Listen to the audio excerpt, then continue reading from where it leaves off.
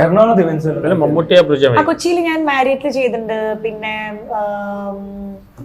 ഏതായിരുന്നു ഒന്ന് രണ്ട് ഹോട്ടൽസിൽ ചെയ്തിട്ടുണ്ടായിരുന്നു.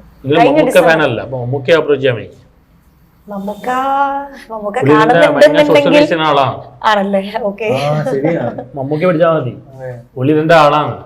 തീർച്ചയായിട്ടും പുള്ളി അടുത്തെത്താൻ എളുപ്പമാണ്. അത്ര എളുപ്പമായിരിക്കും. ലാലേട്ടന് അത്ര ടഫല്ല. ചുറ്റൊരു ഗ്യാങ് ആണ്. അപ്പൊ മമ്മൂക്ക ഫാൻസ് ആണ്. കുട്ടികളുടെ ഇവന്റിന് മമ്മൂക്കനെ ഞങ്ങൾ ഇങ്ങനെ എക്സ്പെക്ട് ചെയ്യുന്നു. മമ്മൂട്ടി ഒരു സ്റ്റാർട്ടബിൾ മമ്മൂട്ടിയതാണ് പിള്ളേരുടെ. പുള്ളിയുടെ അടുത്ത് എത്തുകയാണ് നല്ലതായി. ശരിയാ, ഇങ്ങനത്തെ ഒരു ഇനിഷ്യേറ്റീവ് ആകുമ്പോ പുള്ളി അറിഞ്ഞു ചെയ്യും. ഒരുപാട് ചാക്റ്റീവ് ചെയ്യുന്നുണ്ട്. അല്ല, നമ്മൾ ഒരുപാട് എഫേർട്ട് എടുക്കുന്നുണ്ട്. പക്ഷെ ഈ പറയുമ്പോൾ എല്ലാ ഫീൽഡിലും പൊളിറ്റിക്സ് ഉണ്ടല്ലോ. ഒരുപാട് പൊളിറ്റിക്സിൽ കൂടെ കടന്ന് പുള്ളി ജെന്യൂൻ ആൾക്കാരെ ഹെൽപ്പ് ചെയ്യുന്ന ആളാണ്. നിങ്ങൾ ജെന്യൂനിറ്റി നോക്കൂ. ജെന്യൂൻ ആണെങ്കിൽ പുള്ളി ഹെൽപ്പ് ചെയ്യും. അല്ല, ഇവിടത്തെ ഒരു കാഴ്ചപ്പാട് എന്താണെന്നറിയോ എനിക്ക് ഫീൽ ചെയ്തിരിക്കുന്നത്? നമ്മള് എന്താ പറയാ, ഇപ്പൊ ഒരാളെ കാണാതെയാണ് ഒരാളെ ജഡ്ജ് ചെയ്യുന്നത്. ഇപ്പൊ ഞാൻ പറയാണ്, ലൈക്ക് ഇപ്പൊ എൻ്റെ അടുത്ത് പറഞ്ഞ ഇപ്പൊ എൻ്റെ അടുത്ത് ഒരുപാട് പേര് പറഞ്ഞു കേട്ടോ. ഇപ്പൊ ഞാൻ പറഞ്ഞു ആറാട്ടാണെന്റെ ഇന്റർവ്യൂവിനാണ്, ആറാട്ടാണെന്നെ കുറിച്ച് അറിയോ, അങ്ങനെ എങ്ങനെ ഞാൻ പറഞ്ഞു എനിക്കറിയത്തില്ല. നിങ്ങൾ പറയുന്നതല്ലാണ്ട് എൻ്റെ പേഴ്സണൽ എക്സ്പീരിയൻസ് എനിക്കറിയത്തില്ല. ഞാൻ പോയി എക്സ്പീരിയൻസ് ചെയ്തിട്ട് എന്ന് പറഞ്ഞു. ഞാൻ പറഞ്ഞു നിങ്ങൾ പറയുന്ന പ്രകാരമല്ല ഞാൻ ഒരാളെ ജഡ്ജ് ചെയ്യുന്നത്. എൻ്റെ എക്സ്പീരിയൻസ് അല്ല, ഞാൻ സത്യമായിട്ട് ഞാൻ എൻ്റെ എക്സ്പീരിയൻസിൽ ജഡ്ജ് ചെയ്യുന്ന ഒരു വ്യക്തിയാണ്. കാരണം ചിലപ്പോൾ ഒന്ന് കേൾക്കുമ്പോൾ എൻ്റെ ഹസ്ബൻഡ് പോലും പറയും ലൈക്ക് ഒന്ന് ശ്രദ്ധിച്ചു മതി. കാരണം അതെ വേറെ ആക്കുന്നതാണ്. പക്ഷെ എന്നാലും ഞാൻ എപ്പോഴും പറയും, നമ്മൾ ഒരിക്കലും ഒരാളുടെ നോട്ടത്തിലോ ഒരാളുടെ നടത്തത്തിലോ ഒരാളുടെ ഡ്രസ്സിങ്ങിലോ അതൊക്കെ ഞാൻ ഒരുപാട് കുറെ കേട്ട് വന്ന ഒരാൾ വ്യക്തിയാണത്. ഒരുപാട് മലയാളി പെണ്ണുങ്ങള് ഈ മുൻധാരണ ഭയങ്കര പെൺകുട്ടികൾ ആണുങ്ങളായാലും ഞാൻ എന്താ പറയാ ഷോർട്സും സ്ലീവ്സും ഒക്കെ ഇട്ട് നടന്നിരുന്ന കാലം ഉണ്ടായിരുന്നു. കാരണം ഇങ്ങനെ ആൾക്കാരെ നോട്ടം അത് കാരണം ഞാൻ അവസാനം നിർത്തിയത്. കാരണം അങ്ങനത്തെ ഒരുപാട് ഉണ്ട്. ഡ്രസ്സിങ്ങിലല്ലോ നല്ല സ്വഭാവമാണ്. മറ്റേത് ഇങ്ങനെ മുൻധാരണ, ഇയാൾ ഇങ്ങനെയാണ് അയാൾ അങ്ങനെയാണ്. മലയാളികളുടെ എന്റെ പേഴ്സണൽ എക്സ്പീരിയൻസിൽ ഫീൽ ചെയ്ത ഫൈൻ. അതല്ലാതെ ഞാൻ എത്ര മോശപ്പെട്ട ആളിന്റെ മുമ്പിൽ ഇരുന്നാലും ആയിക്കോട്ടെ, അത് അവരുടെ നേച്ചറാണ്. എന്നോടുള്ള ബിഹേവിയർ ഞാൻ നോക്കിയാൽ മതിയല്ലോ. നല്ലൊരു അപ്രോച്ചാണ്. പക്ഷെ അങ്ങനല്ല. അല്ല, അതെന്താ ഞാൻ പറയാൻ കാരണം ഒരുപാട് ഞാന് ഈ ഇപ്പൊ സുംബ ഇവന്റ്സ് ആണെങ്കിലും ഷോസ് ആണ് ചെയ്യുമ്പോഴും അല്ലെങ്കിൽ ഇപ്പൊ അവാർഡ്സ് ഇപ്പൊ പറയും അവൾക്കുണ്ടല്ലോ അങ്ങനെ കിട്ടി ഇങ്ങനെ കിട്ടി. പക്ഷെ നേരെ പറയില്ല. കിട്ടിയെന്ന് പറയുമ്പോ ഞാൻ ഇവരെന്തറിഞ്ഞിട്ടാണ് ഇങ്ങനെയൊക്കെ സംസാരിക്കുന്നത്. നമ്മൾ ഒരിക്കലും അങ്ങനെ അതിന് ഇറ്റ്സ് പാർട്ട് ഓഫ് എന്താ ഡ്രാമ എന്ന് പറയാം. അത്രേ ഉള്ളൂ.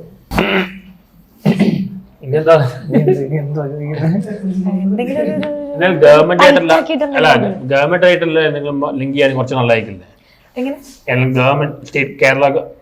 ഞാന് ഒന്ന് രണ്ട് മിനിസ്റ്റേഴ്സിനെ പോയി കണ്ടിരുന്നു. അപ്പൊ അവര് പറഞ്ഞു നിങ്ങളുടെ പ്രൊജക്ട് നമുക്ക് അയച്ചു തരൂ, നമുക്ക് വേണ്ട സപ്പോർട്ട് ചെയ്യാമെന്ന് പറഞ്ഞിട്ടുണ്ട് അവര്. ഓൾ ദി ബെസ്റ്റ്, മുന്നോട്ട് പോവുക. എന്റെ അപ്ഡേറ്റില് മമ്മൂട്ടിയാണ് അപ്രോച്ച് ചെയ്തത്. ഞാൻ മോഹൻലാലാണ്. ഞാൻ ഫാനാണ്.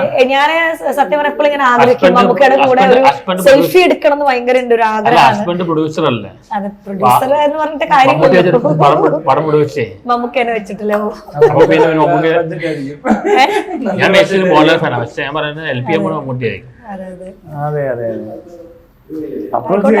ഈ പറയും പോലെ ഒരുപാട് ഹാർട്ട് ട്രാൻസ്പ്ലാന്റേഷൻ കുറെ ചെയ്യുന്നുണ്ട്. മമ്മൂട്ടി ഫാൻസിനെ അപ്രോച്ച് ചെയ്താൽ മതി. അവര് മമ്മൂട്ടി പറഞ്ഞു പുള്ളി ഫാൻസേഷൻ നടത്തുന്നത് സിനിമ പ്രൊമോട്ട് വേണ്ടി അല്ല, ചാറ്റ് വർക്കിന് വേണ്ടിയാണ്. അവരെ അപ്രോച്ച് ചെയ്താൽ മതി. മമ്മൂക്കനെ എന്റെ അക്കാഡമി സ്റ്റാർട്ട് ചെയ്യട്ടെ. അപ്പൊ നമുക്ക് വഴി നമുക്ക് കുട്ടികൾക്ക് എന്തെങ്കിലും സപ്പോർട്ട് കിട്ടുകയാണെങ്കിൽ ലൈക്ക് നമ്മുടെ ചെകുത്താനും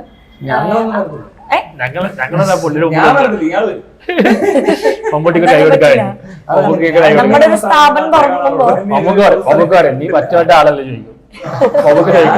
നീ മറ്റവന്റെ കല്യാണത്തിന് പോയതാ. അവരെന്നെ വിളിക്കാൻ നമ്പറൊന്നും ഇല്ലാന്ന് ഞാൻ പറഞ്ഞില്ല. എന്നിട്ട് ഞാൻ അങ്ങോട്ട് വിളിച്ചിട്ട് പോയതാ. എനിക്ക് പോകാൻ തോന്നുന്ന സ്ഥലത്ത് ഞാൻ പോകും എന്നുള്ളതല്ലാതെ നിങ്ങൾ വിളിച്ചാലില്ലെങ്കിൽ എനിക്ക് വരാൻ തോന്നി ഞാൻ വരും. അല്ലാതെ എന്നെ വിളിച്ചിട്ട് കാര്യമൊന്നുമില്ല ആരും. അതേപോലത്തെ മൈൻഡ് സെറ്റ് പോലെ അങ്ങനെ അത് തോന്നിയാലേ പോകത്തുള്ളൂ. എത്ര എന്ത് പറയുന്നത് ഞാൻ വരത്തില്ല. എന്നെ തിയേറ്ററിന്റെ മുന്നിൽ എന്നെ വിളിച്ചിട്ടുണ്ട്. സിനിമ ആണ് ഫ്രണ്ടാ. കണ്ടിട്ട് എന്തെങ്കിലും പറയാൻ പറഞ്ഞു. ഞാൻ കാണത്തില്ല എന്ന് പറഞ്ഞ സിനിമ കാണത്തില്ല, എനിക്ക് ആ സിനിമ കണ്ടാൽ ഇഷ്ടപ്പെടത്തില്ല, മനസ്സിലായി. പിന്നെ വെറുതെ എന്തിനാ ഞാൻ പോകുന്നതെന്നൊക്കെ തോന്നും. പക്ഷെ എനിക്ക് ഞാൻ ഫാഷൻ ഷോ ഒന്നും കാണാൻ പോയിട്ടില്ല ശരിക്കും, ഇന്നേ വരെ കണ്ടിട്ടില്ല. ഇന്നേ വരെ കണ്ടിട്ടില്ല. ഇല്ല സീരിയസ്ലി ഇന്നേ വരെ. ഈ FTV എന്നൊരു സാധനം ആദ്യം വന്നപ്പോ ഒരു കുറച്ചുനാൾ കണ്ടു.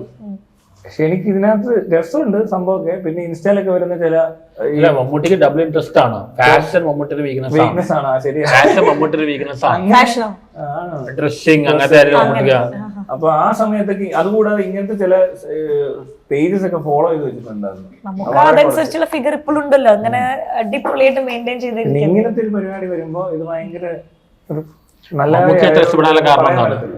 അല്ലേ തോന്നി. എനിക്കങ്ങനെ റീസൺ ഒന്നും അറിയില്ല. ലൈക്ക് ഞാൻ പറയണെങ്കിൽ എപ്പോഴും ലൈക്ക് ആ ഒരു ഹെൽത്ത് ആണെങ്കിലും അങ്ങനെയല്ല ഞാൻ പറയുന്നത്, ആ ഒരു ഹെൽത്ത് ആണെങ്കിലും അല്ലെങ്കിൽ ആ ഒരു എന്താ പറയാ എന്താ പറയാ ആ ഫേസ് അന്ന് ഇന്നെന്ന് പറയുമ്പോ അതേ ഒരുപോലെ മെയിൻറ്റെയിൻ ചെയ്ത് കൊണ്ടുകൊണ്ട് ഭയങ്കര ഹെൽത്ത് കോൺഷ്യസ് ആയിട്ട് ഫീൽ ചെയ്തു എനിക്ക്. കാരണം ഒരു നടന് വേണ്ടത് തന്നെ എന്താ പറയാ എപ്പോഴും യങ്ങായി നിൽക്കുക എന്നുള്ളതാണല്ലോ. അതെനിക്ക് ഫീൽ ചെയ്തത് മമ്മൂക്കോടാണ്. ലാലേട്ടന്റെ ഫാനും ആണ് കേട്ടോ, ലാലേട്ട പിണങ്ങരുത് പ്ലീസ്. അല്ല അതെ, ചിലർക്ക് കൂടുതൽ താല്പര്യം മമ്മൂട്ടിയോടും കുറച്ച് താല്പര്യം മോഹൻലാലിനോടും ഉണ്ടാവും. ഞാൻ പണ്ട് അങ്ങനെയൊക്കെ ആയിരുന്നു. പക്ഷെ പിന്നീട് ഇങ്ങോട്ട് വന്നൊരു കുറച്ച് യോജിക്കാൻ ഞാൻ അതിന്റെ ഇടയിൽ നിവിൻ പോളിയുടെ ഫാനായിരുന്നു. മറ്റേ ആക്ഷൻ ഹീറോ ബീജോ ഒക്കെ ഞാൻ 3-4 തവണ തിയേറ്ററിൽ പോയി കണ്ടു. നിവിൻ പോളി ടോവിനോ കുഴപ്പമില്ല. എനിക്ക് ഇവിടെ ഇപ്പൊ ആരെയൊക്കെ താല്പര്യം. ടോവിനോ പിന്നെ ഞങ്ങൾ ഇടയ്ക്ക് കാണാറുണ്ട്. ഞാൻ ടോവിനോ ഒരു ടേഫ് ഉണ്ടായിരുന്നു, ടേഫ്. അപ്പൊ ഞങ്ങൾ ഇങ്ങനെ ഇടയ്ക്ക് അവിടെ സുംബ ചെയ്യുമ്പോ അവര് വർക്കൗട്ടിനൊക്കെ വന്ന് കണ്ടിട്ട് ഞങ്ങളൊരു ചെയ്തിട്ടുണ്ട്. ആരാ?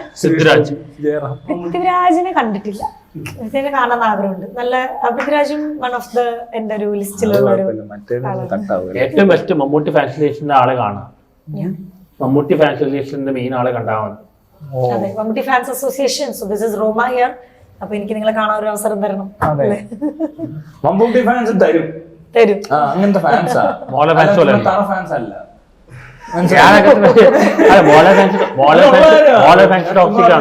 ഭയങ്കര പ്രശ്നക്കാരാ. മോഹൻലാലിന്റെ ഫാൻസാ കാണുന്നെങ്കിൽ തെറിയൊക്കെ കുടിക്കും. മമ്മൂട്ടി ഫാൻസ് അങ്ങനെ തലമ്പൊന്നും കുറവാ പൊതുവെ. ഞാൻ മമ്മൂട്ടിയുടെ ബർത്ത്ഡേക്ക് പോയപ്പോ അവര് അല്ല മമ്മൂട്ടിയുടെ ബർത്ത്ഡേക്ക് ഓർമ്മയുണ്ടോ? അന്ന് മമ്മൂട്ടിയുടെ ബർത്ത്ഡേക്ക് പോയപ്പോ അവർ ഭയങ്കര സ്വീകരണേ. ഇവര് ടോക്സിക് ആണ്. കൊച്ചിയില് വന്നപ്പോ പറഞ്ഞിട്ട് എന്റെ ഫ്രണ്ട്സ് രാത്രിയായിരുന്നു കേട്ടോ. എന്നിട്ട് ഞങ്ങള് കാറിൽ ഡ്രൈവിന് പോയി മമ്മൂക്കയുടെ വീടിന്റെ മുമ്പിൽ ഫോട്ടോ എടുത്തു കിട്ടും. നിങ്ങള് എനിക്ക് സിനിമ കാണാൻ ഇഷ്ടമുണ്ടെന്നുള്ളൂ കേട്ടോ, അല്ലാതെ മമ്മൂട്ടിയെ പോയി കാണണം ഒരു നിർബന്ധം. അല്ല നിങ്ങള് അല്ല നിങ്ങൾ ഇങ്ങനെ ആക്കിയത് മോളെ ഫാൻസ് അല്ലേ? അങ്ങനൊന്നും അല്ല. മമ്മൂട്ടി മോഹൻലാലിനൊക്കെ ദൂരെ കാണുന്നുണ്ട്, അല്ലാതെ എനിക്ക് ഇവരെ പോയി ചെന്ന് അടുത്ത് നിൽക്കണമെന്നോ ഒന്നും തോന്നിയിട്ടേ ഇല്ല. അതൊരു സ്കൂൾ കാലഘട്ടത്തിലില്ല, മനസ്സിലായോ? ഇപ്പോഴാണ് ഒട്ടുമില്ല. അവരതിൽ പോയി അതിൽ പോവും. ഞാൻ സിനിമ കാണുന്നത് നോക്കിയിട്ടാ കാണുന്നത്. മോഹൻലാലിന് നല്ല പടങ്ങളൊന്നും ഇല്ല, മമ്മൂട്ടിയുടെ കുറെ നല്ല പടം വന്നു. ഇപ്പൊ മമ്മൂട്ടി വീണ്ടും മോശം പടങ്ങളിലേക്ക് എത്തിയിട്ടുണ്ട്. ഇപ്പൊ ടർബോ പോലത്തെ പടമൊക്കെ ടർബോ മാത്രമേ മോശമുള്ളൂ. ടർബോ ഇറങ്ങിയാന്നല്ലോ ഇടയ്ക്കാണ്ട്. വേറെ ഏതാ?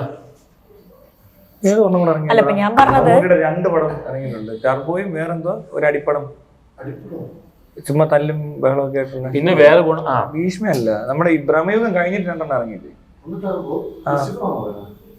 ടർബോ മാഷിനായിട്ട് ചെയ്താ അതല്ല പണ്ട് ഇറങ്ങിയ പടം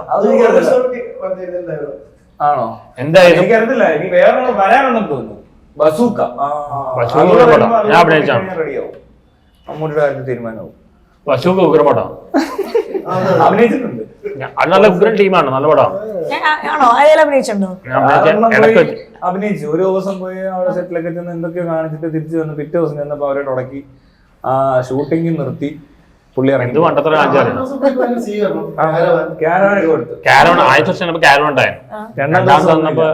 കിട്ടിയില്ല. ആർക്കൊന്നും തിരിച്ചു അതിനേക്കാളൊക്കെ ദിവസം എന്റെ റൂമിന്റെ അവിടെ വന്ന് എന്റെ അസോസിയേറ്റ് ആരാണ്ട് വിളിച്ചിട്ട് പറഞ്ഞു, എടാ അയാളെ ഒന്ന് വിളിച്ച് പറയാവോ? ഞാൻ വിളിച്ചിട്ട് എടുത്തില്ല ഇയാള്.